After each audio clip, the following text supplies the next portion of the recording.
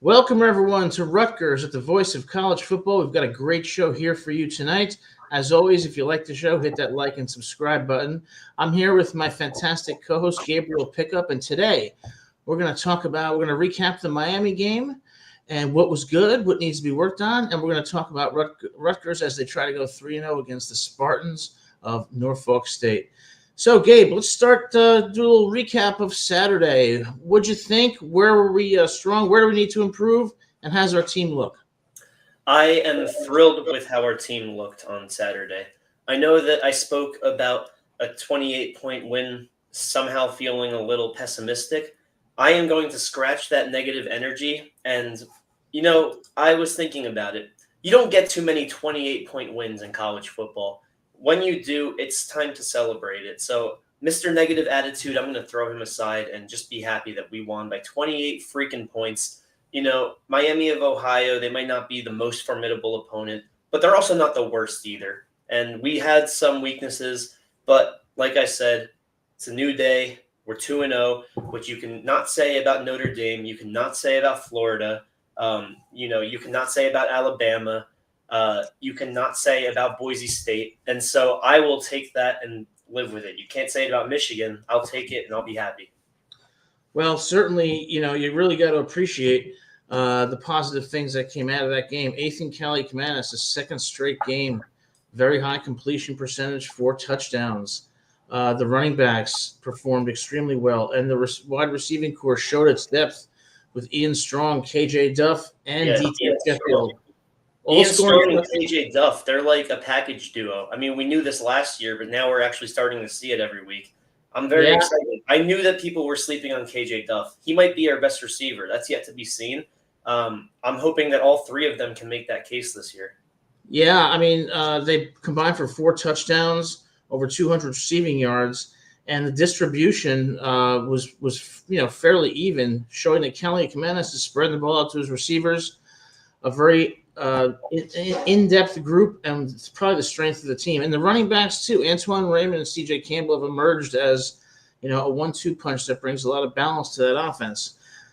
Now, that's certainly a lot to be positive about in that 45-17 victory going 2-0 on the season. But I have to throw a little bit of negativity out there because, that's just who I am. It's Monday, I get it. It starts with the letter D, defense. If you look in that first half, our defense was not playing well at all, and DeQuan Finn, was looking kind of like a little Parker Navarro out there. Yeah, you know what they did though? They adjusted in the second half. They allowed 3 points, or was it 0? I think it was 3.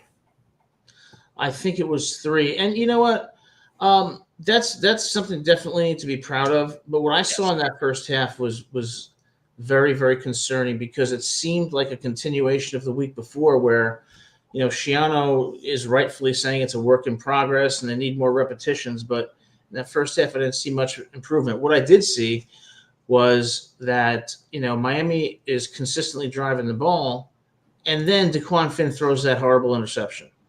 And that really turned the tide. And, teams like Miami can't afford that. But we were better in the second half. But I do think that when I look ahead to Oregon, when I look ahead to Penn State and Drew Aller, Ohio State and Julian Sand, Washington, Illinois, Minnesota, it worries me.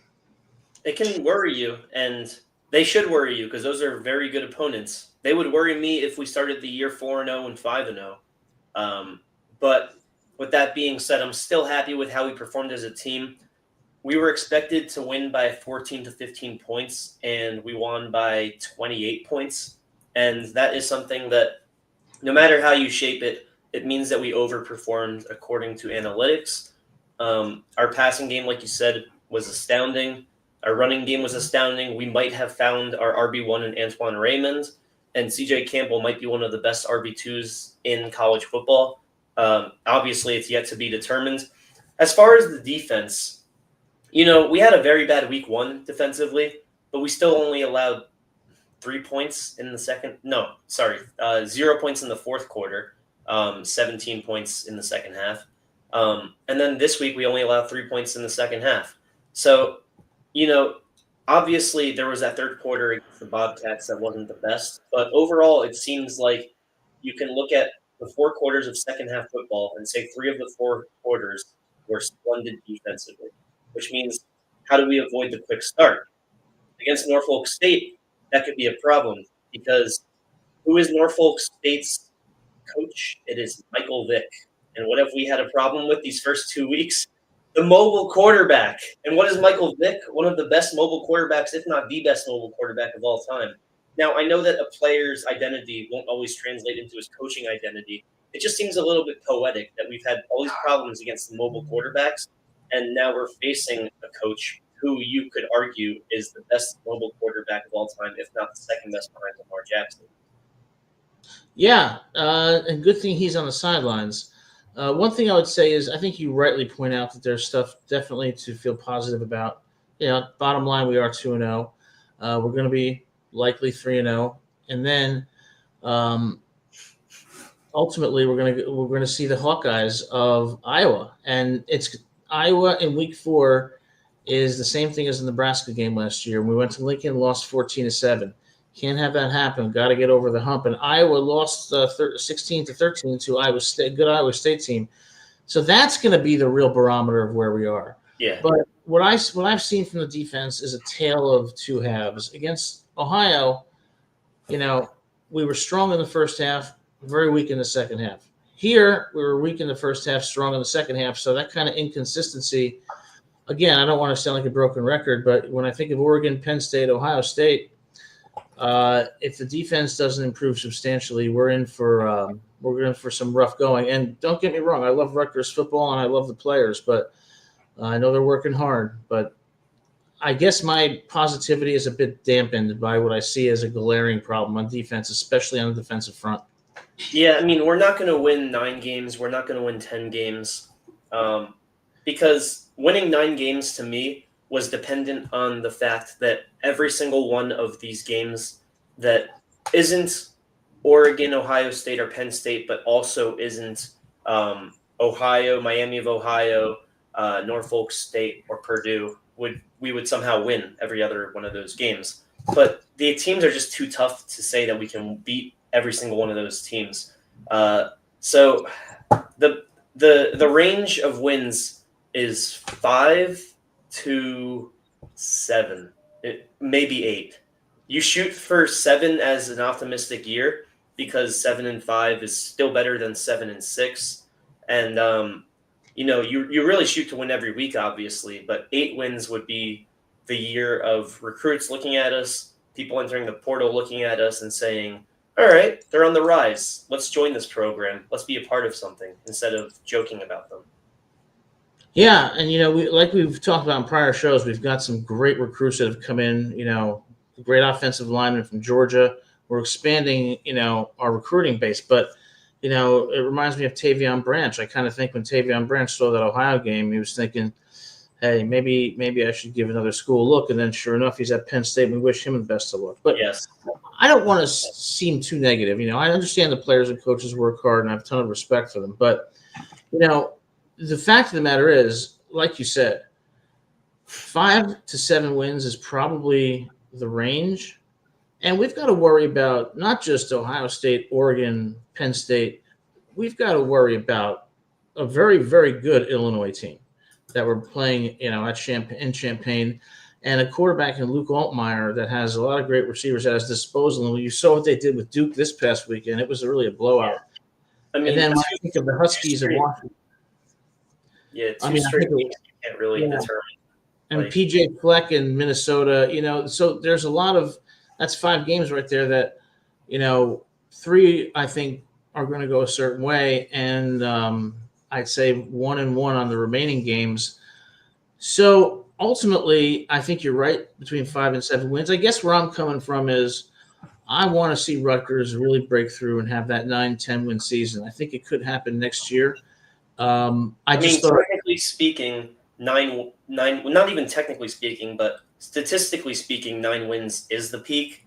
It's just that would be reliant on us winning every one of those quote unquote 50-50 games. Yeah. And I think right now where we are, we're just going to take it game by game. We shouldn't, be focused on what's our ultimate win total going to be. But I was expecting a better defense this year because of the transfers that they got. They were bigger on the defensive line, faster. They had a stronger edge, but it's just not panning out right now. And to me, that's something that's a bit disappointing. Yeah, I mean, they were never in the red zone, Miami of Ohio, on week 1.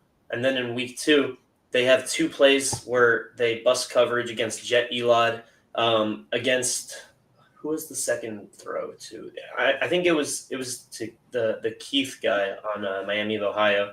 Yeah. Who did they beat there? That wasn't Bo or Cam. It was not Jet. It was whoever. I'm blanking on his name, but yeah, I don't know. I thought it was Cam, but Cam was the one who saved the touchdown. No, Cam. Yeah, Cam was the one who came on the left-hand side, and also, how are you doing, Austin? College Game Day will pay a visit to Rutgers if we win week 3 and week 4. That's what I think. Austin showing up here from the great state of Kentucky. Those Kentucky Wildcats sadly suffered a crushing loss to the Ole Miss Rebels in a close game. But I think ultimately, like I said, Ethan has grown and become really a top flight quarterback, and the receiving core, the running backs, and don't forget our offensive line, been doing a great job. Hey, I'm going to keep preaching that Ethan is better than DJ Lagway until that's like a consensus topic. DJ Lagway and those Gators losing to the South Florida, that was what a game that was. But the bottom line is this: the defense has to improve, or we're in for a long season. Yeah. And real quick, I just wanted to shout out our co-host, Donovan Gibbs, and his LIU team on going into Eastern Michigan and beating Eastern Michigan 28-23, I believe was the final score. And they were 22-point underdogs, and they went out and they got themselves a hell of a win. So shout out to you, Donovan. Look forward to seeing you back on the show next week. But, keep it up. Yeah, congratulations, Donovan. Great victory for Long Island.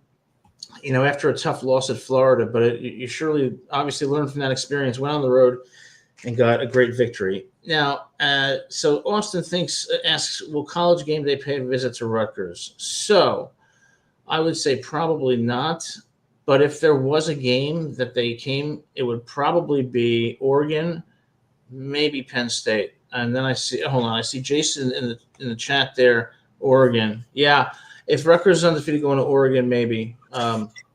Or if Rutgers has one loss, I think that. But, with Oregon's offense and when I see our defense, I kind of see a game where we'll score, but they'll score more. Yeah, so, Austin, are you saying will College Game Day pay a visit to a Rutgers game, or are you saying to Piscataway, New Jersey? Because to me, a game that they would probably want to cover, maybe not thematically have their whole day around it, but definitely us going into Minnesota for the Ethan Kaliakmanis story. PJ Fleck is a character of a coach, and that would be a fun one to cover. But in terms of going into Piscataway, the only one I can see would be the Oregon game. Yeah, I don't see them going to Minnesota because Minnesota's just not. It's cold, right? Yeah, but you never know how the season's going to pan out. Coach Giano's working with that defense. They could experience tremendous growth, and hopefully they will. But as it stands now, I think that there's lots of work to be done. Do you think that we're going to have another week of Schiano only working with the defense?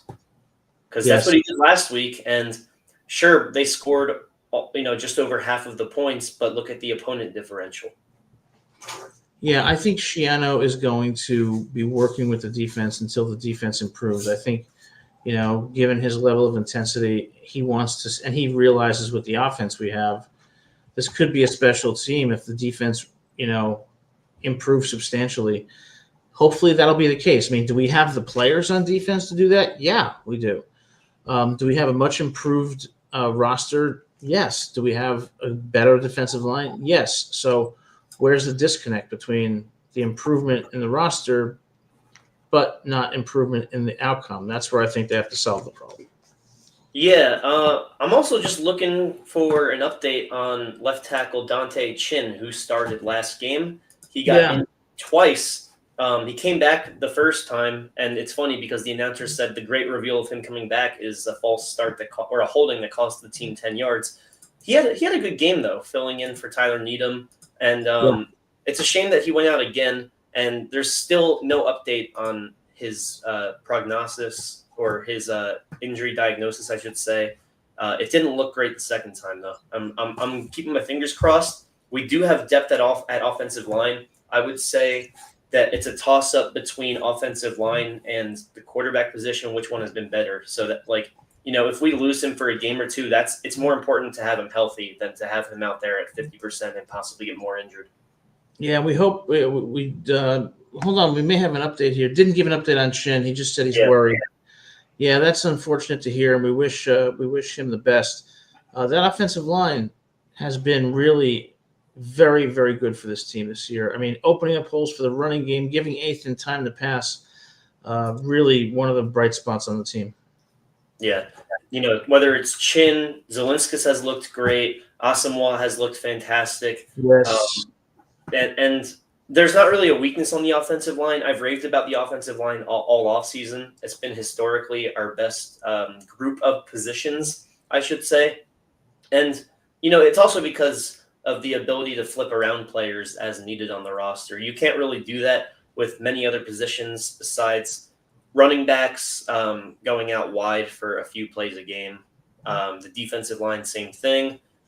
Safety to cornerback, but nothing is really as fluid as the offensive line. And I think that Shiano has put great use to the fluidity of the guys at the front five.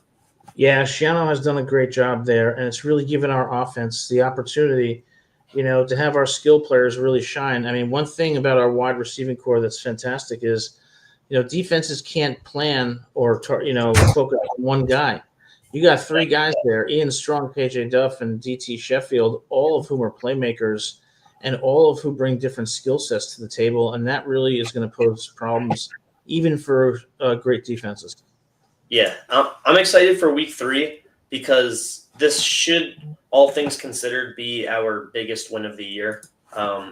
Because, despite having respect for their coach as a player, he's unproven as a coach. A lot of players will go to either their former school or an up-and-coming program, and, they'll either be a good coach like Deion Sanders, whether you love him or hate him, he is a good coach and he's proven that, or they'll flop, and you'll see that because of their lack of credentials. So, and also, like, with this Norfolk State team, like, there's not really too much information on them.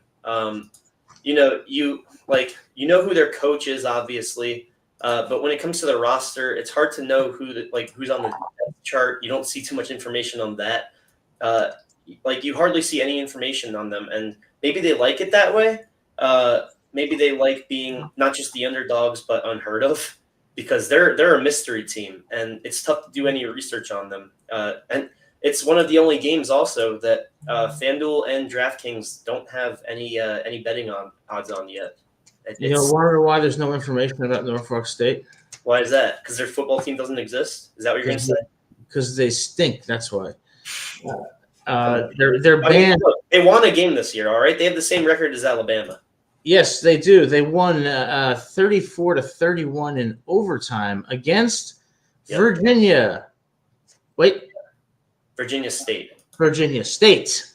Yeah. Which I didn't know existed until they got that victory. And then they had a 27-7 loss to open the season to Towson, a University of Maryland. So you're right. And I think that the problem is that Virginia State, and Jason just said it, Virginia State's a Division II school, and it took them overtime to beat them. And Towson, they pretty much got handled, losing by 20 points.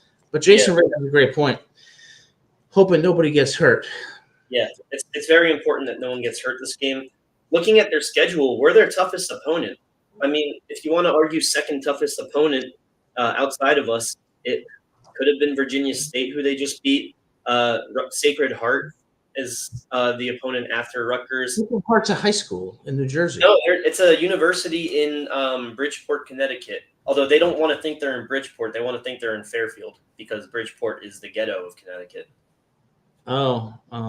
It's like, how like you'll Well, claim a certain zip code because you want people to like your university better. That's what. and look, I don't want Norfolk State's players or coaches to think we're making fun of them. We're not. Oh, you know what I just noticed? Yeah. You know how Norfolk State head coach is Michael Vick? Uh-huh. Guess who they are facing in week 3, 4, 5, 6, 7? In week 9. Virginia Tech? They are facing Delaware State. And do you know the significance of that game? Joe Biden went there? Guess who their head coach is? Who? Deshaun Jackson. Oh. Michael Vick versus Deshaun Jackson. That is going to be a game. Whether you can stand watching the football or not, that's up to you. But the storyline of that game, every Eagles fan will be excited for that one. Yeah, and like I was saying, we don't want Norfolk State to think we're beating up on them, making fun of them. I mean, they work hard, they play hard, they have a good head coach, but the talent disparity is what it is. Yeah. And I think that when you look to last year, Norfolk State did have a game against James Madison where they lost 63-7. Yeah. So. Yeah. And JMU is about middle of the pack. We're going to see AJ Serace in this game. We're going to see a lot more of Deshaun Benjamin, and we're going to see Ben Black, I'm sure, and we're going to see how the backups are going to get some good experience, and that's always good for the team. Yeah, I mean Norfolk State. Let's see, it was 20-7 going into halftime, 27-13 going into the fourth quarter, or it was 23-10 going into the fourth quarter, and then they put up 21 in the fourth. So, 490 yards of offense is still a good showing, even with the overtime rules. Which, by the way, the overtime rules they're confusing as hell, but it's okay. It's still an upgrade. It's like a shootout, So I'm with that. But so their offense when they're clicking, and again, we've had this problem already with offenses that click on paper, but you look at their competition and you're like, it's mediocre competition. Who cares? And then they put on a show against us. Yeah. All right. So let's get a score prediction for Norfolk State. What do you got for a score prediction? I don't want to say a blowout and then somehow we lose. I have so much faith in this team that I'm afraid of what I put out into the universe. Let me say this: the analytical side of me, not the fandom side, would say that Rutgers should beat Norfolk State 45-10. Yeah. Should. I'm going to go 52-6. Oh, and look at this. They're playing Delaware State at Lincoln Financial Field, the home of the Philadelphia Eagles, which makes it even crazier. That's going to be an interesting game. And we have Duriel showing up. Duriel, great to see you. He predicts Rutgers 49-3. That's a good prediction. Duriel, is it Duriel or is it Duriel MVP? Like, that's what I was thinking. I call him Duriel. He calls into the main show often. Always has great commentary. And is the 24 for Kobe Bryant? Rest in peace, Kobe Bryant. Is that who it's for? The 24? I can't think of anybody else. Good question, but I'm not sure. No score prediction for me. But the loudest cheers will be for their band. Yeah, they do have a good band, and you never know. There's a possibility Michael Vick could decide to suit up. If he does that, my prediction changes. And you then think that Michael Vick right now is better than Otto Kuhns?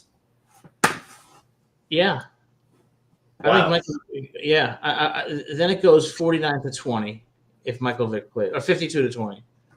Yeah, Kuhns is it's a small percent. It's a small sample size, but 68% passing, 392 yards, 2 touchdowns, no interceptions, 152 rating. Not bad.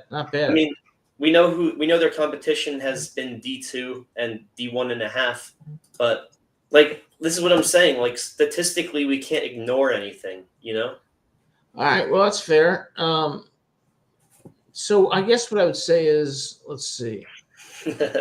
Speaking of over-unders. Ariel! Speaking of over-unders, how about Ethan Kaliakmanis touchdown passes? Over-under 18. Come on.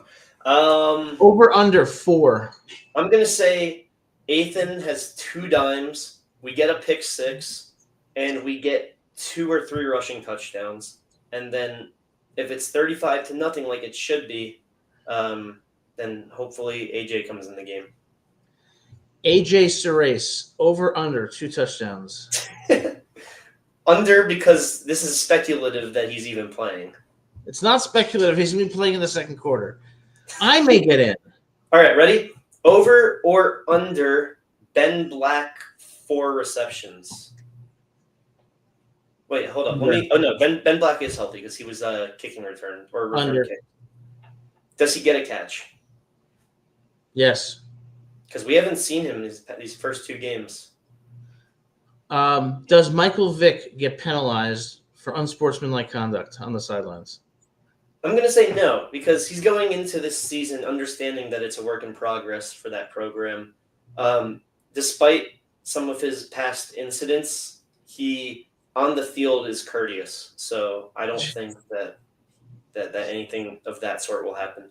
Yeah, Come on now. Jason O has a funny comment. I mean, it's little people. Ethan does look a little bit like that.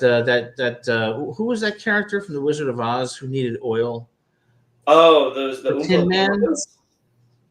Oh no, Wizard of Oz. Sorry, I was thinking. Oh my God, sorry, I was thinking of Willy Wonka.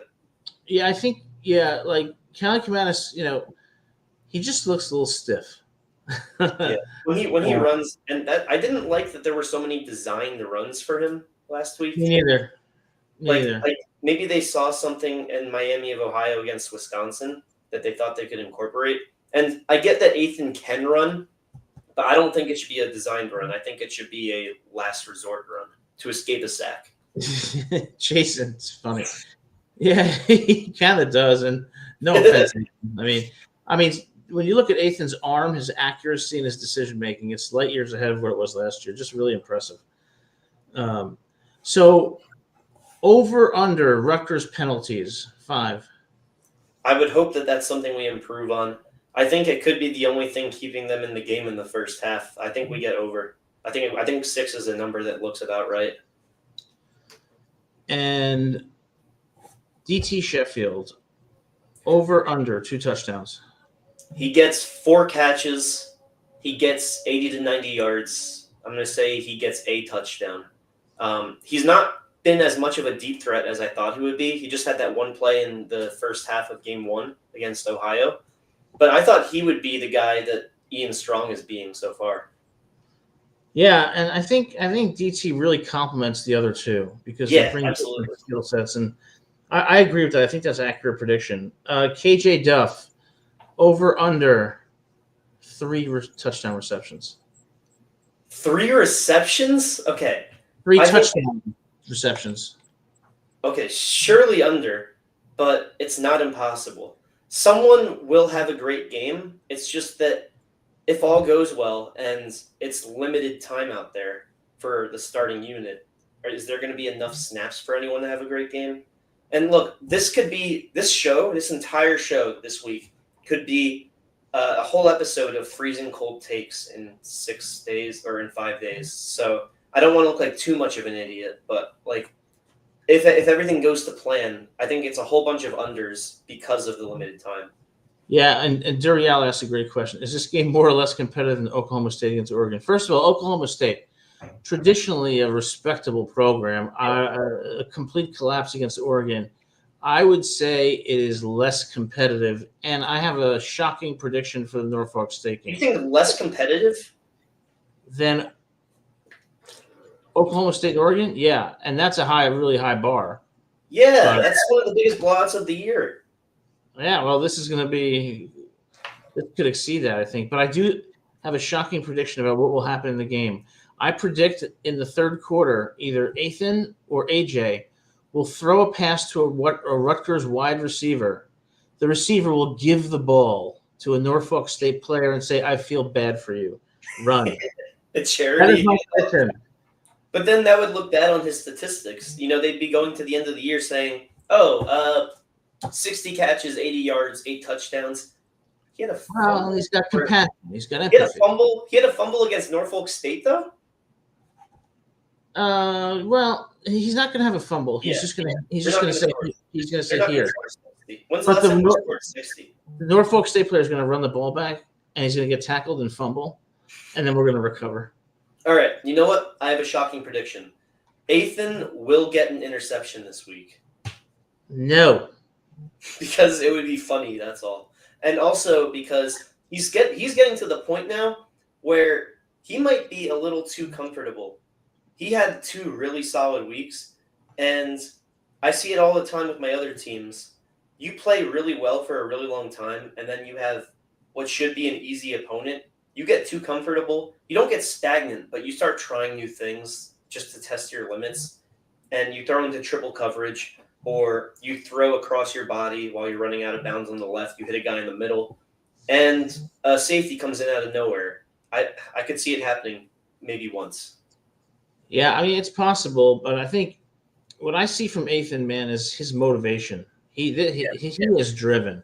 He wants to prove he's one of the best quarterbacks in the Big Ten, and so far he's been fantastic. And I think Jason O is right, and I was wrong. I think it will be more competitive because they probably aren't going to score 60 points. What they'll do is they'll get comfortably ahead. Then we'll see this, second, third stringers in there. And me too, Jason. I would like to see the freshman linebackers. Oh, yeah, for sure. I liked what I saw out of Jabril Abdul-Rahman last week. I want to see more of him. When it comes to the wide receiver core, I would definitely like to see some of our freshmen in there. Michael Thomas III. There was one guy. He had the really good spring game. His name starts with a V, and I'm blanking out on it. Right. And I feel that feels a little disrespectful, so I will be looking it up. Did Surace get in against Miami? No, he did not. The wide receiver I am referencing is not on. Oh, Vernon Allen III. That's who. Oh, that's right. Yeah. Yeah, it's going to be interesting. I mean, Norfolk State is still a football team, and they still compete hard and work hard. And so, we joke around. We don't want to, demean them. I mean, they have some talented players, so we always got to make sure every game we're coming, we're bringing our A game because you never know what can happen on any given Saturday. Yeah, I mean, look, Scarlet Knights, every other week, besides maybe Purdue, I would tell you guys listen to the advice we have to say. But this week, don't listen to us because we are spitting nonsense right now. Well, I think the general sentiment is that this is going to be a victory for Rutgers, and there's really not too much to go in depth about because it is what it is. There's talent disparity. You got an over/under? Yeah, over or under 0.5 catches for Dino Kaliakmanis. I don't know who that is. He's a third-string wide receiver, senior, and he's Ethan's. I assume brother, maybe cousin. Oh, that's over under 0.5 catches. Yeah, under. You don't think he gets a catch? No. If he does get a catch, is it from Ethan or is it from AJ? It's from AJ, but if he gets a catch, it's going to be like Phil McConkey in the 1986 Super Bowl. I don't know if you remember that when Phil Simms threw a touchdown pass and Mark Bavaro went off his hands and and Phil McConkey caught it for the touchdown. That if the younger Kaliakmanis is going to score, I think it'll be that. And the only reason I say that is because they have a lot of depth at wide receiver. Don't know if he'll get in, and if he gets in, don't know if he'll get the ball. But it's possible. Yeah, and Austin, we would love to have you in. Hopefully the link is working.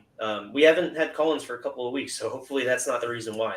But when it comes to this week, I'm expecting. One of the bigger wins in Rutgers history. It would be a shame if it was close. It would be a shame if we didn't get any rest out of our first unit.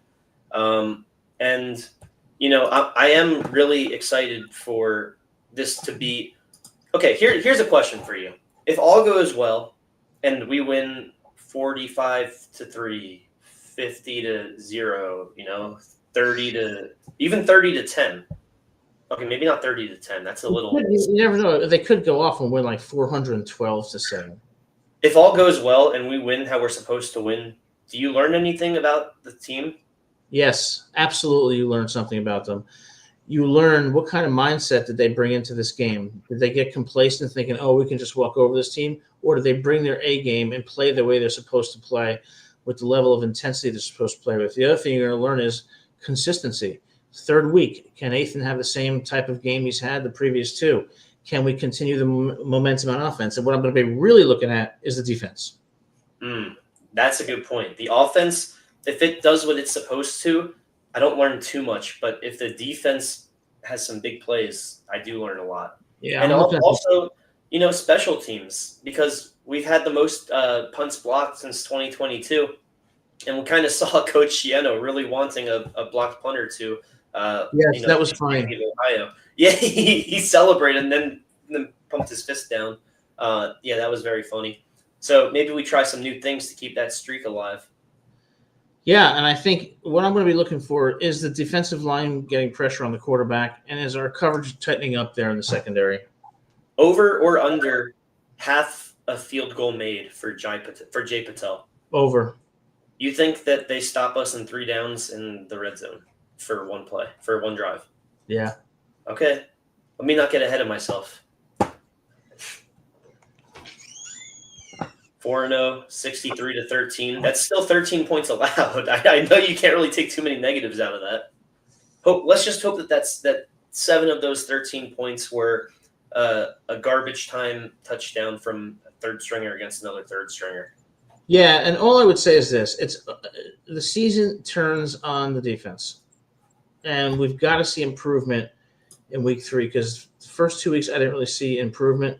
Got to see improvement in week 3, and then it really sets up well for Iowa, because Iowa's offense traditionally, and same this year, not very impressive, but they're still going to be more formidable than any of our prior 3 opponents. So, the defense will have had 3 games to learn from their performance, to grow, to really gel playing together, because that, I think, is one of the critical factors. You got to learn to play well together. And a lot of these guys haven't played with each other ever before. So that's going to be the week. The Iowa week is going to be the week to see, do we have the growth that we need to get over the hump? And I hope the answer to that is yes. Yeah, I mean, our team either has no experience playing together or they've played together since high school. There's no in between with that. Yeah. Iowa also will be the first week where we probably are not favored going into it. Okay, so what do you think the spread's going to be for Iowa? Well, I'm not even getting one for Norfolk State. But Iowa, I think, given that their offense is so sloppy, I'm going to say Iowa -1.5 could be the spread. I'm going to say Iowa -3. Okay. And that just comes down to, are they going to shut out our offense that has looked electric all year? Granted, you look at the defenses we face, but yeah, that's a great question. That's what it comes down to. I think what's going to happen is they're going to probably shut down our offense initially, and that's why if our defense plays well, eventually we're going to figure them out.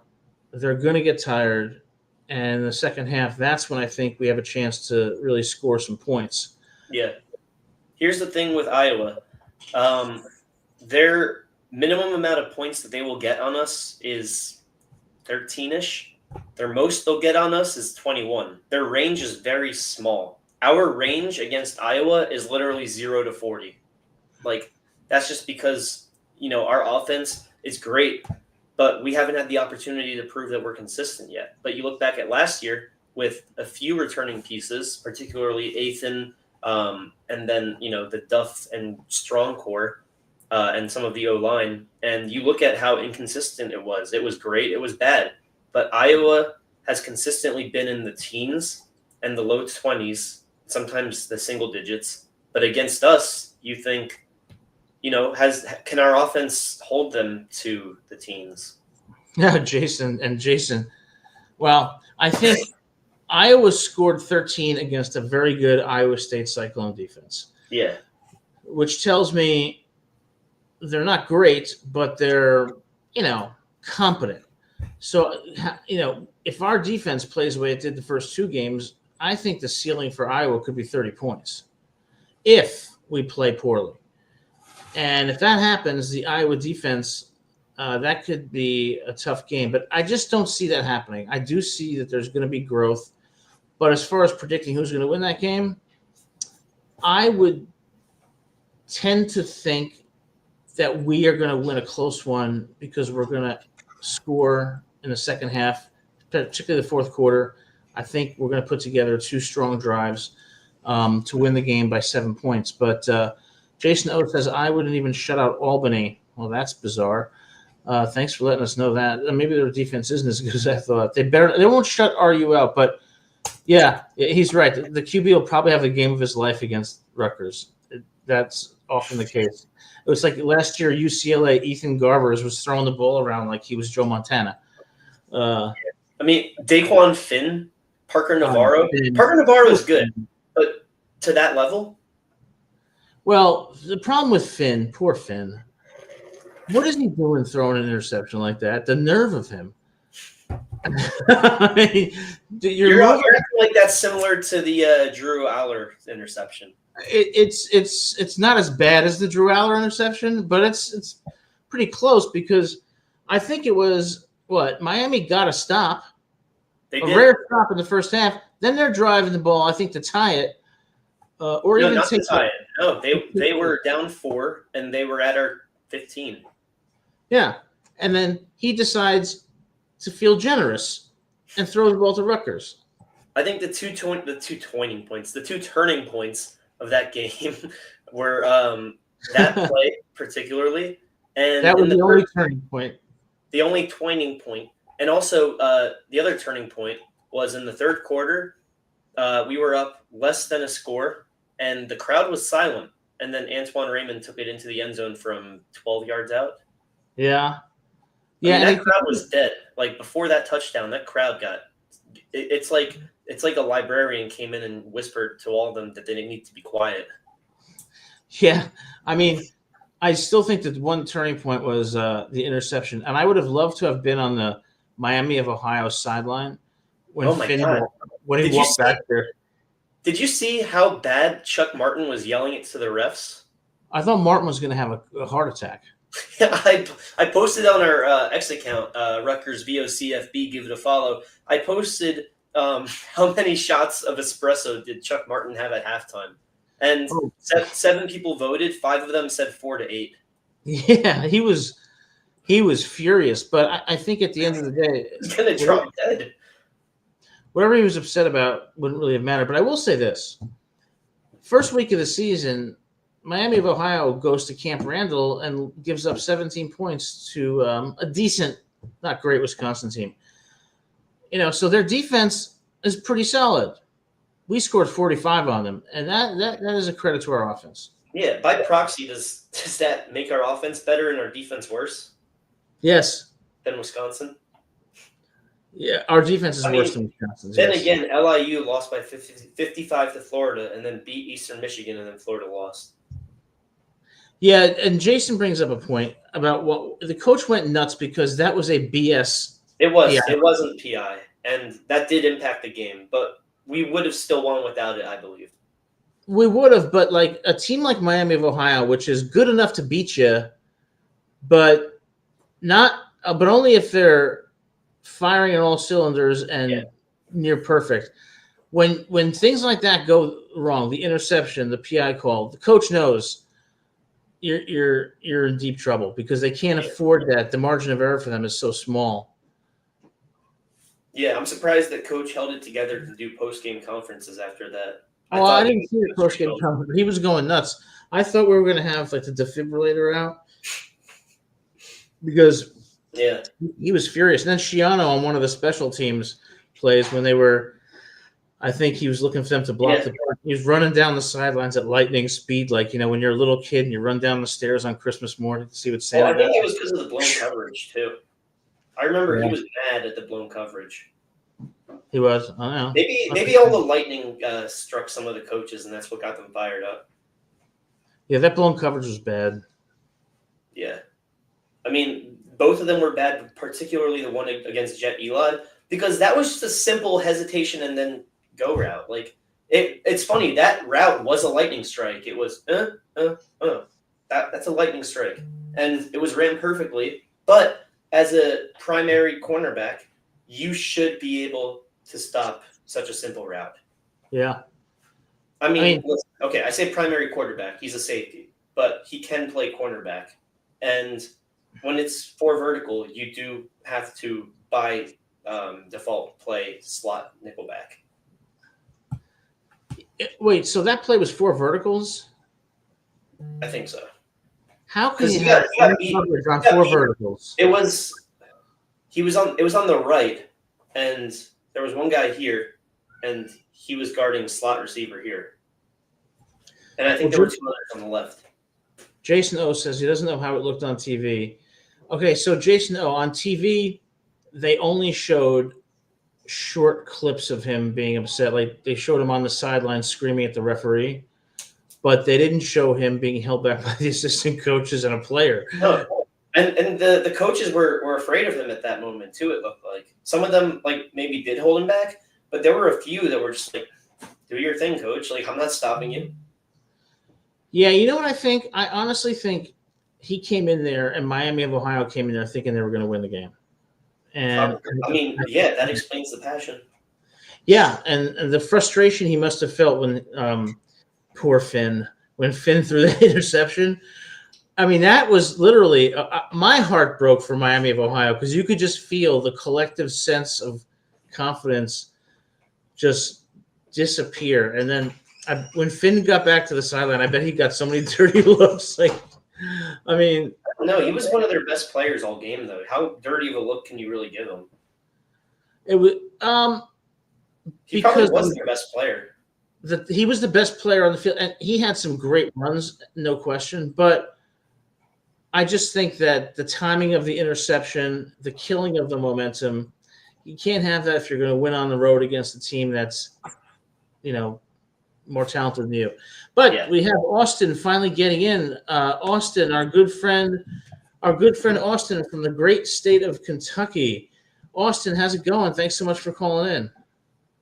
What's up, guys? What's up? How's it going? Long time no see. Yep. I thought I'd call. Sorry, this is unrelated, but Jaguars are sending Tank Bigsby to the Eagles in exchange for a 2026 5th and 6th round pick. Not college football, but that's significant. Go ahead. Good. The Eagles need more good players. Anywho, honestly, I thought Will Shipley was fine as a running back, but it's okay. It's okay, Gabe. But the Cowboys and Jets, we're both losers, and the Giants too. Come on, we lost. Losers. You know what? You know what happened with both of our teams? We lost with dignity. Yes. What was the Giants score? What? Yes. What was the Giants score? 21-6. Yeah. Commanders over the Giants. Hey, Adam, you want to hear a funny stat about the Giants? Maybe you don't, but yeah, if you do. All right. So for the Giants, the 3rd year in a row, opening day of football for them, they don't score a touchdown. First time that's happened since the Lions in the 40s. Same old Giants team again. How about the Jets? They put up 32, but gave up 34 to Aaron Rodgers. There were so many things that didn't go. Aaron Rodgers. Yeah, we lost. And Aaron Rodgers is playing for who now? The Steelers. So Aaron Rodgers comes back against his old team and 34 points. Was it at the Meadowlands?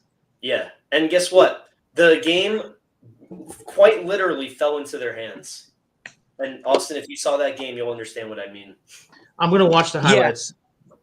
You know what I mean? Yes, Gabe. Yes. And I tell you this too, Gabe. When we did our season predictions together, I knew Aaron Rodgers was not going to let this one get away. But that was not Aaron Rodgers. That was a game of pinball that went their way. Yes. I understand that, though. But it's just like the fact that Aaron Rodgers was there, it's just like I just knew deep down. I was like, the Steelers are going to win this. The football gods will not let the Jets get their X's back. Hey, they just won't have it. Justin Fields looked amazing. You know he was the best PFF quarterback week 1? I don't doubt it. He balled. Yeah, he did Him a and lot Aaron better Rodgers, passing than I thought he would. How do you give up they 34 both. to the Steelers? The Steelers never score 34 points. Yeah, it's been a while. Well, here's the thing with the Steelers, and then we'll get to talking some Rutgers because I do have some things about Rutgers that we need to discuss. This But with the riveting Steelers, though, game. I will say this, Adam. With the Steelers, their offense with Aaron Rodgers just drastically went up quickly, fast, and in a hurry. Yeah. The I wonder Steelers how quickly might. you got it. The Steelers might win their division. They might. This might be the year for them. I will say though, I wonder how quickly Steelers fans switched up and did a 180 with the Aaron Rodgers signing, because when Aaron Rodgers first signed there, not one Steelers fan was happy about it, and now they're probably celebrating him like he's Ben Roethlisberger. Yeah. But talking about Rutgers, those fellas, what a first couple weeks for you all. You know, you had the thrilling game against Ohio that Greg Schiano had the guts on 4th and 7 to go for it, and boom, Ethan executed the play to Sheffield for the first down. What guts by Schiano. And I got Number one, breaking news here. I apologize again. Lord. This is breaking news, and it's actually Rutgers related. It's not just random Eagles stuff. Guess what? So Rasho Johnson, backup running back for the Bears, he is injured and not playing in tonight's game versus the Vikings. So who is the number 2 running back in Chicago? Kyle Mofo Manungai. Yes. Congratulations. He will Kyle. be getting snaps. Awesome. The Manungai train. Yes, sir. Right. Well, here's the thing. Was. Yes. Here's the thing, though. I'm happy for Manungai because here's the thing. The Bears have desperately needed a good running back. They haven't had one since, I'd probably say, Matt Forte, if anyone can remember that name. I mean, they had some turnovers. Jordan Howard, Tariq Cohen. DeAndre Swift is not terrible. Exactly. Not terrible, but they were looking for that next great, like, future Hall of Famer, Walter Payton, Matt Forte type guys. Like you said, Jordan Howard and company, those were great guys. But Manungai, he's got something special. He's like a bruiser. Yeah, he will ground and pound you. I will say Manungai, don't go too hard because I have DeAndre Swift playing in fantasy tonight. I don't need you stealing his job tonight, all right? All right. Manungai's going to get 10 carries for 150 and 2 tutties. Hey, I would love it if he did, as long as I put up 34 points between him and Justin Jefferson.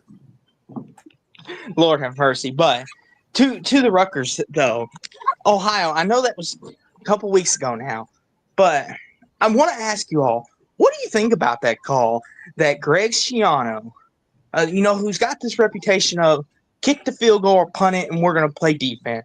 I know. How do y'all feel that he was like, Ethan, let's win it now? Like, I trust you. Let's win it.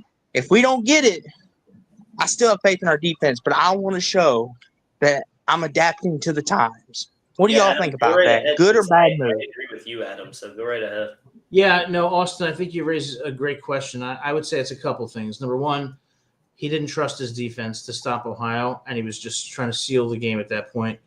And, I think number two, he really, is adapting to the times. He realized that the way to win this game was to get that 4th down so that their offense couldn't go down the field and score. It was a huge risk, but I think he felt that he wanted to have the game and the victory in his hands because he didn't trust his defense, and he adapted accordingly because I think he had faith in Ethan and DT, and it worked out because that's what they needed to do at that point, because if they punted that ball, the odds of Navarro going down and them tying the game with a field goal were extremely high. So I give Shannon a lot of credit.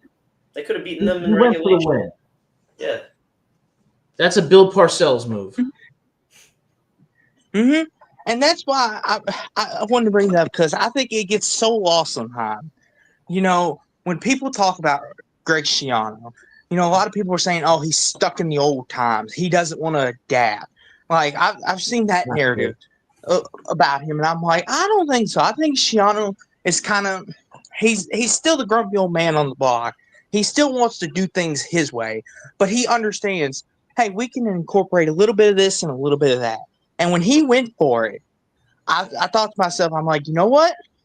I was like, you know what, Shiano, you're kind of changing with the times, which is good because, like Adam said, though, the Rutgers defense couldn't stop a car that game, and and that was one of the things that raised concern to me. I'm like, are we going to be having shootouts every week? And No. that's another question I raise. Maybe not this week particularly, but does that concern you all that Rutgers may have to score 30, 40 points every week just to have a chance? Does that scare you at all? Yes, it scares me a lot because we're not going to score 30-plus points against Ohio State, against Penn State, even against Oregon. Well, those can't be the games you're stressing right now. Those are – Well, when I look ahead to the schedule, I don't think we're going to be scoring 30-plus points every game. So that's why it's so imperative on the defense to at least improve enough so that, they're giving up no more than, say, 24 points a game. And, look, the Ohio victory does look a little bit better when you consider that Ohio beat Virginia Tech 17-10 on Saturday. But, I am worried because of the defense. They have to improve because there's going to be some games where it's not going to be about getting into a shootout. It's going to be about which defense is playing better. And I want to believe that we can win a few games 20-17 or something like that. Right now I'm a little skeptical. And Gabe is very positive about this, though, Austin, so that's why you have to help him. I'm happy about the win against Miami of Ohio because I think that the second half we did enough to where we proved that we can adjust after halftime. And also, if we're going to win games 2017, it's going to be against a Washington. It's going to be against a Minnesota. It's going to be against one of those teams that have a formidable defense but aren't necessarily the grueling defenses of Ohio State, Penn State, Iowa, Oregon, and Illinois, and we're going to have some chances. Yeah, go ahead. Oh, go ahead, Adam. I was just agreeing with Gabe. I was going to say Jason O's comment about. Oh, you're agreeing with me? Go right ahead. Celebrate this one time. When Jason says Shiano trusts analytics more than people think, I think he's 100% right. Shiano is not one of those coaches who's going to be hell-bent on implementing his own philosophy. He's going to look at what the talent he has, and he's going to look at the matchups that give him the greatest chance to win. And if that means he has to adapt, he's going to adapt because he's going to be practical. I mean, he adapted to a pass-first offense. I mean, is it safe to say that this is a pass-first offense 2 weeks in? I mean, it's hard because you also got to think of the opponent too. Like Ohio, Miami, Ohio. Maybe he was tested things out. Maybe seen, okay, like we can mess with these opponents a little more because we know we're more talented and we should be able to, if nothing else, be able to pound the rock on them if this goes poorly. But we adjusted to schemes defensively after they stopped working. But on offense, if we so-called try things out and it's working, why change it? Until it stops working, I think it's safe to say that right now we're a pass-first offense. But then, like Adam always says, though, and this is where I agree with him at, then complacency sets in, and that's what scares me. Because if you think, Ethan's out here lighting defenses up, we're just going to be a run-first team, let's abandon everything that Rutgers is and is known to be, then it gets scary because it's just like, this is not you, Rutgers. Like, this is not you. Like, you're not a team that's going to throw around the yard, score 30-plus points, and be looking like the 2015 Broncos. Not going to happen. But that's what scares me. I just don't want them to get complacent. I want them to understand. Don't be like Iowa and be stubborn, but try to get a nice balance, 60-40 pass or 55-45. Make a nice balance. Don't lean one way over the other more because the best teams are balanced. And I think that they've done that in the first two games. You see a really balanced passing attack with distributing the ball to different receivers and the running backs performing well. And I think when it comes down to the offensive identity, look, they have to change their scheme and their approach depending on who they're playing, because different defenses bring different strengths. And so you can't just say, okay, we're this is our identity, which we're gonna, and we're gonna play like this every game. Some teams, are gonna have great secondaries. Some teams are gonna be better against the run. The good news for Rutgers is that they have the luxury of being able to adapt because they have such a deep, wide receiving and running back room and a quarterback who can distribute the ball. So I think that makes us an adaptable offense, and an adaptable offense is a dangerous one. Well, what I'm still waiting to see, if we're talking about adaptable offenses, is we got our tight ends more involved, but are we going to have a game where they're the focus offensively? Because they're both talented enough to have a game or two where they can get 6 catches, they can get 2 touchdowns. Colin Weber is a great blocker. Kenny Fletcher is dynamic and quick. Are we going to have a game where we're tight end dependent? No, they're too slow. Not Kenny. That's the thing. That's the thing too, guys. And I want to bring this up. What is it that Penn State does great at? James Franklin and Andy Kolenicki, what is it they do great? They use their tight ends. I think, but yeah, that's true. Because they produced a lot of tight ends within the NFL. And I think if Rutgers looks at what they've done and say, you know what, Penn State, we see what you're doing. You like to use your tight ends as eye candy or use them as decoys. And I think if Rutgers could do that, that would make their offense have an extra element that they never knew they needed. Because think about this. What if one of the tight ends finds in the backfield with Ethan and one of the running backs, and then they motion around, go around Ethan, and he acts like he's going to throw a screen to him, and then he ends up throwing the wheel? It throws the defense's mind off. It drives defensive coaches nuts. And I think if Rutgers can follow that formula like Penn State does, they could be very successful too. Yeah, and the best in PA, by the way, go to NJ. Yeah, I think that's a really good point, Austin. And I had a thought too. I don't know what you guys think. I think Rutgers should consider at least sometimes going to a no-huddle offense. It depends how many tight ends are out there. I think. Look, I've praised Colin Weber on this show before, and he's very talented. He just looks a little big out there, and that's no diss to him. I just don't know if he'd be capable of keeping up with a no-huddle offense. If he is able to keep up with a no-huddle offense, it would be electric. Having a 2 tight end set, 3 wide receiver set, and a back out there. Nope, that's too many guys. That's 12. But basically, 3 wide receivers and a tight end, or 2 wide, 2 tight ends sets. Those could be good. Yeah. And what I think too, Adam, it's all situational. Because, obviously you got the 2 minutes and, of course, end of game. But if a defense is reeling and you know they're over there huffing and puffing and you know they're backpedaling, then Schiano needs to tell the offensive coordinator or himself, say, Ethan, run. Let's pick it up. Don't let them substitute. It all depends on if you've got the defense backpedaling. Because if you've got the defense backpedaling, take advantage of it. Don't let them catch their breath, especially against the Oregons, the Penn States. If they're back there, confused, lost, huffing and puffing, go with it. Make them go on the fly. And a lot of times it leads to a blown coverage and someone's wide open. And it leads to touchdowns. It leads to mistakes for the defense. So I think if the defense is backpedaling, absolutely, let's go fast. We should practice this in spring ball. It should be something every team should practice. I'm sure they have to some degree too. It'll just be interesting. Will we ever do it when we don't need to?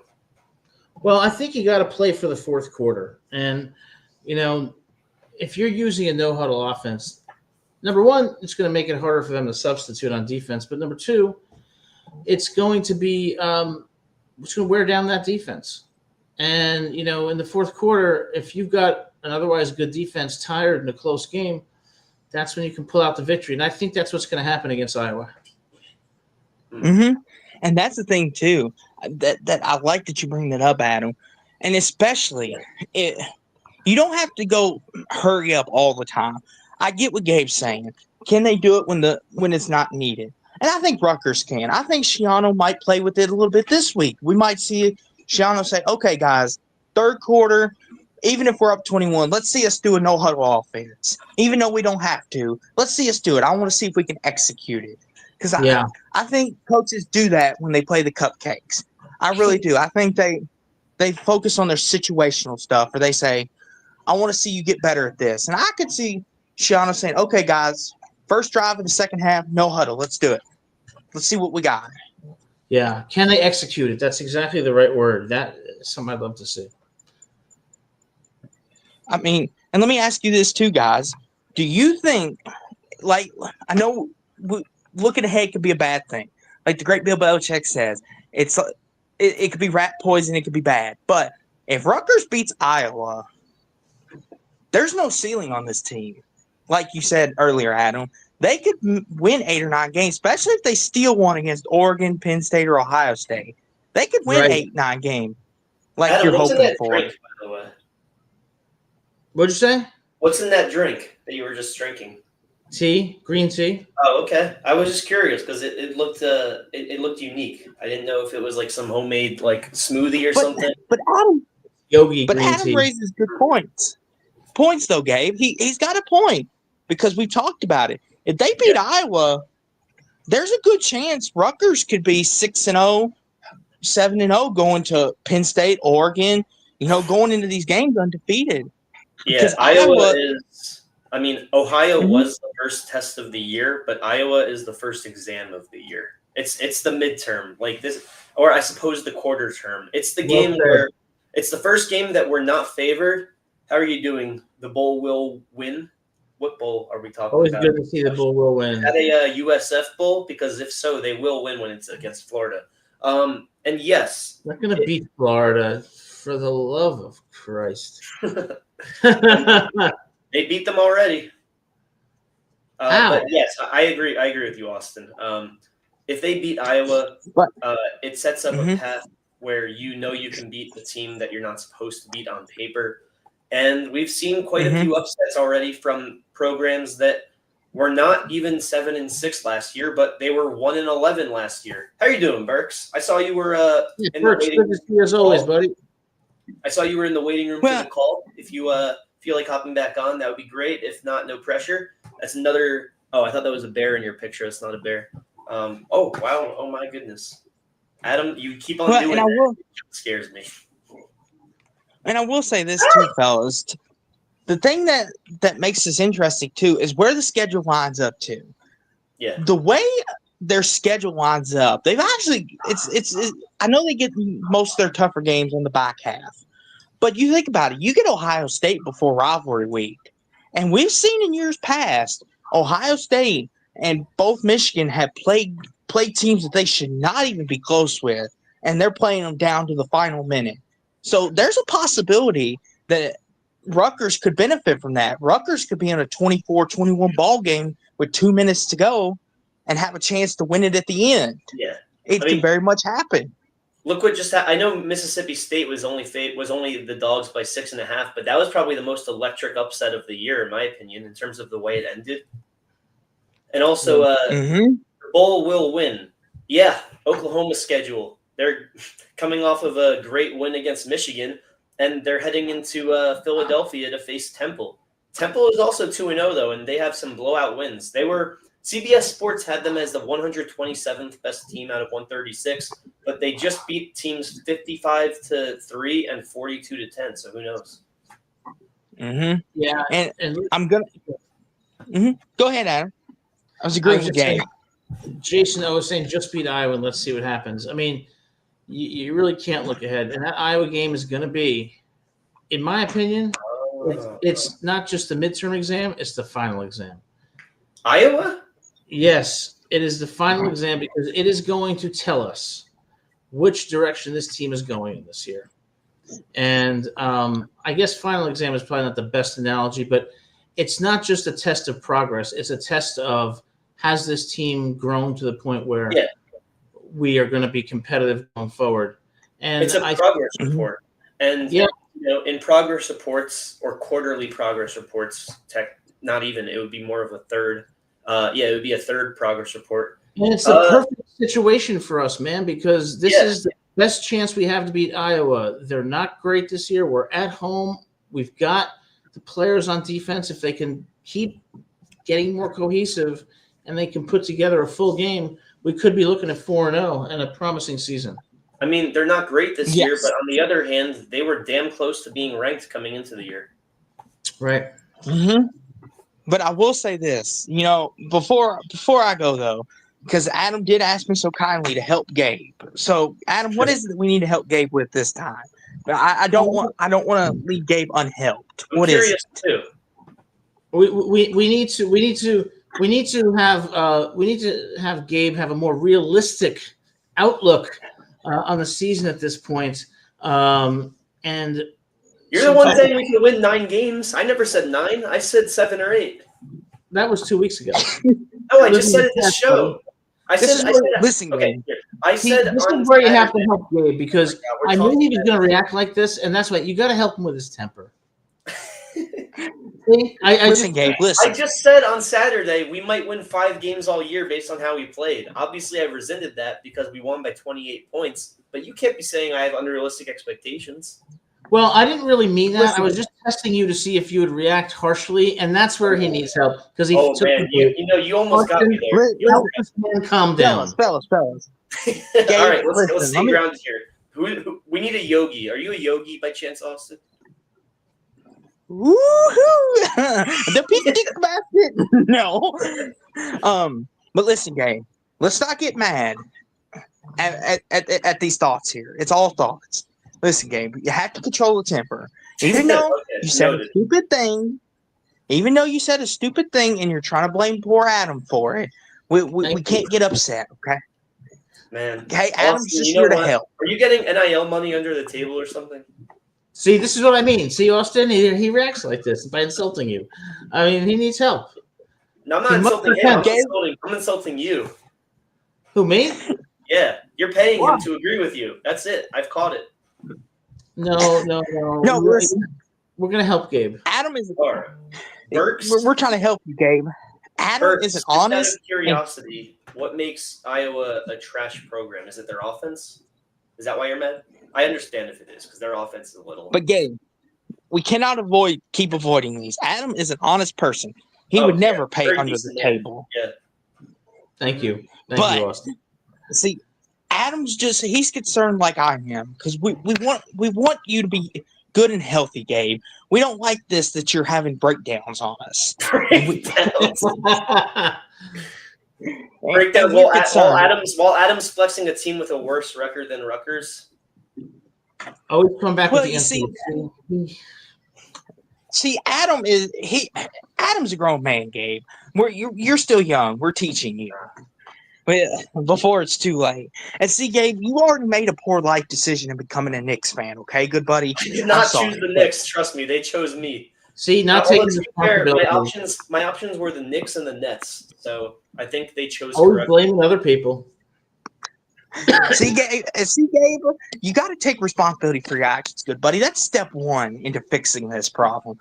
But I guess we'll work on that. It's okay, Gabe, to admit that you were wrong. If we keep complimenting Adam, he's going to go around like he's Tobey Maguire in Spider-Man 3. We don't need that. Well, what's wrong with that? He's going to go around like... I was thinking more like Tom Cruise. Oh, that's fair, too. Yeah. See, Adam's just one of them people. He just likes to help. He's a good human being. He likes to help us, and he wants you to be good, Gabe, because he brought you to this show because of your wisdom and your mind. Yeah, he criticizes me because he cares about my health. Yes, of course I do.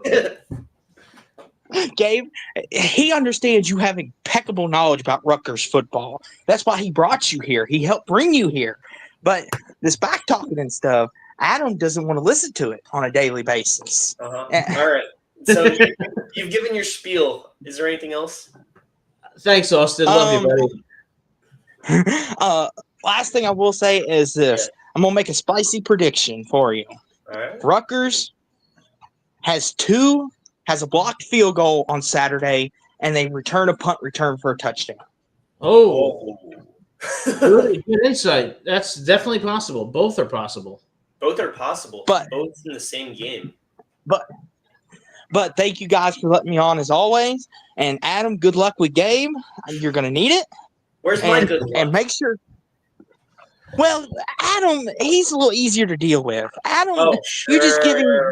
Sure. You just give Adam a cookie or brownie, he'll behave. You, Gabe, you continue to argue. Let's ask his girlfriend how easy he is to deal Or with. some. Oh, geez, this got personal. On that note, I better leave before this gets ugly. Austin, it's always great hearing from you, buddy. Yeah, thanks to Austin for calling in. Always great to talk with him. Great insights, and we appreciate him being here. He left on a whimsy. He thought it was getting really personal there. We're all joking. We're joking. We love you. Yeah, we're just joking, having some fun. I mean, if you can't have fun, why you can't keep on living if you're not having fun. Warm brownie and ice cream, yes, and some pasta with marinara sauce. Okay, let me ask you this: is Ethan Kaliakmanis gonna get all Big Ten this year? I believe there's 2 quarterbacks on all Big Ten. You got to think Drew Aller is going to be one of them, unfortunately. No. You don't think you don't think Ethan's going to make it? Not because he's not going to have a great season, but because I think that Drew Aller and possibly the quarterback from Oregon. Julian Sayin too, maybe? Julian Sayin, too early to tell. I mean, he looks like a game manager so far, which for a freshman is totally fine. Yeah. I'm not a big fan of Drew Aller. I know I get a lot of criticism for that. I mean, I don't mean to insult the guy or criticize him, but I think he's good, but I still am not sold on him as an NFL prospect. Yeah. I mean, Bull, you're saying he doesn't look good so far, and with him not looking good, they're still beating opponents by 40. You know, if Ethan doesn't look good, we lose, and that's Ethan looks great. I mean, he's grown so much. I mean, it's possible, but I think right now I'd probably err on the side of no. I think two games in, he's on the All Big Ten. Yeah, 2 games in, he's on the All Big Ten. Yeah. Do you think DT can squeak out All Big Ten? He hasn't had the best start. He's had a good start. Too early to tell. Do you think DT's going to finish as the best Rutgers receiver? Right now, I'm looking at KJ. I'm looking at KJ too, and it's funny because he had the least amount of catches last week, or tied with the DT for the least amount of catches, but he had the most impressive ones. Yeah, he did. And DT's going to have a great year.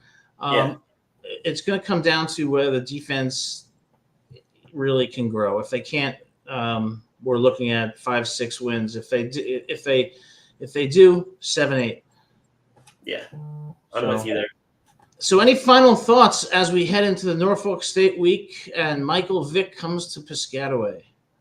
I'm excited to see our players interacting with Vic because the player, the coach, whatever, he's a legend in the game. And that's going to be a lot of guys' first time meeting someone who is a former MVP in the NFL.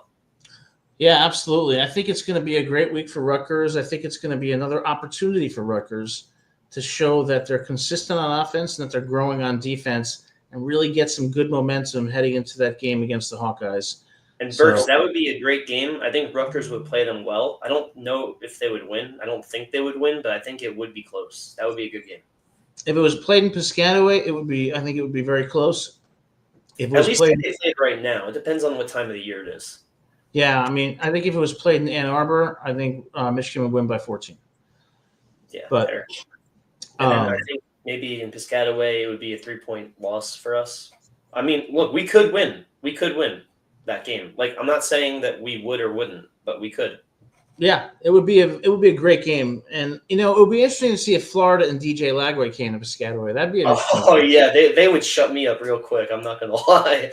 I don't know. They lost to South Florida. You never know. But now South Florida's ranked because they whooped ass of Boise State. Yeah. I mean, like USF had 2 straight wins against ranked opponents.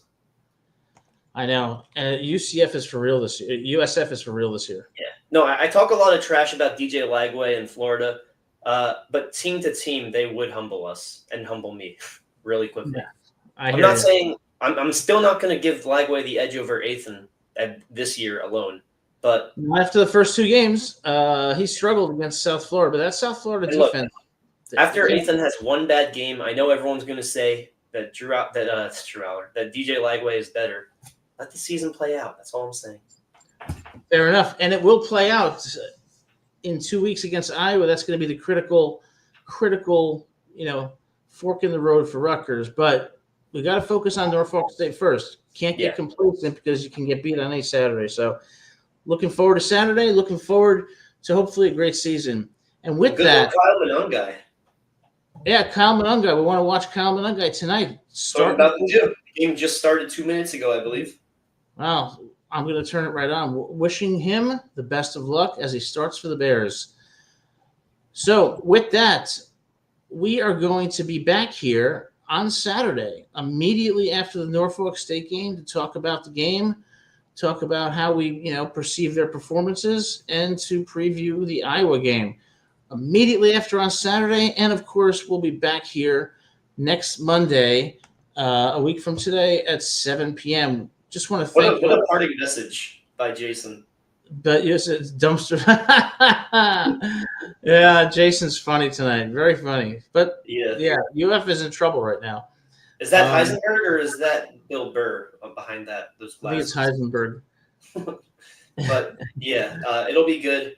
Be sure to follow Rutgers VOCFB on Instagram, TikTok, and X. I posted the clip of Ethan being better than Lagway and Florida. They had a whale of a time responding to that one. So if you think Ethan's going to have a good year, hit up that X account and let's defend Ethan. Because you know what their response was?